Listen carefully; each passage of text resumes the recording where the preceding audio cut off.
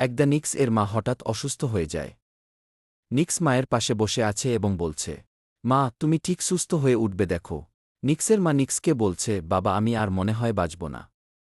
আমাকে একটি মুরগি খাওয়াতে পারবে? একথা শুনে নিক্স চলে গেল মুরগির খোঁজে। রাস্তায় ঘুরছে কিন্তু কেউ তাকে সাহায্য করছে না। শত শত গাড়ি আর মানুষের সমাগম। হঠাৎ একজন বয়স্ক ব্যক্তি নিক্সের কাছে এসে সব শুনে এবং তারপর তাকে কিছু টাকা এবং একটি মুরগি কিনে দেয়। নিক্স খুশিতে কান্না করে।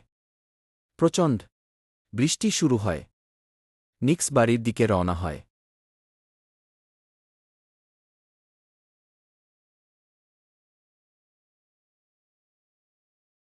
মাকে মুরগিটি দিতেই মা খুব খুশি হয়।